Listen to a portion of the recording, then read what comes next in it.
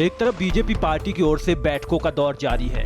High command सारे दिग्गज नेताओं को एकजुट कर कई मुद्दों पर चर्चा की प्लानिंग कर रहा है, तो वहीं दूसरी ओर उत्तर प्रदेश के सियासी गलियारों में हलचल खूब ज्यादा बढ़ी हुई है।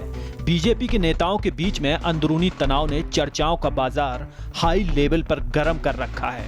दरअसल पिछले कुछ दिनों से योगी सरकार की जो भी बैठकें होती हैं, उसमें दोनों डिप्टी सीएम गायब हो जाते हैं।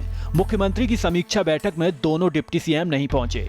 प्रयागराज मंडल की बैठक में केशव मौर्य नहीं थे और लखनऊ मंडल की बैठक में ब्रजेश पाठक गायब थे।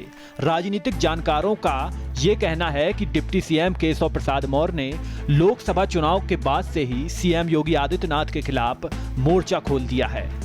अब सवाल यही उठता है कि क्या दोनों डिप्टी सीएम को बुलाया नहीं गया या फिर दोनों ने बैठकों से दूरी बना ली।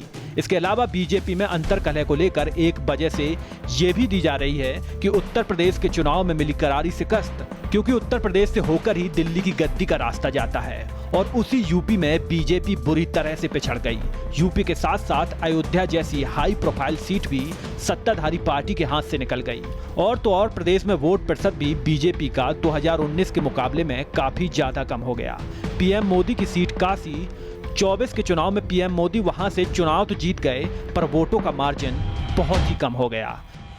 बीजेपी में चल रही अंदरूनी तकरार पर जब भी नेताओं से सवाल किया जाता है तो उनका यही कहना होता है कि पार्टी में सब कुछ ठीक चल रहा है, जबकि विपक्षी नेता इस मामले को हवा देने में कोई कसर नहीं छोड़ रहे।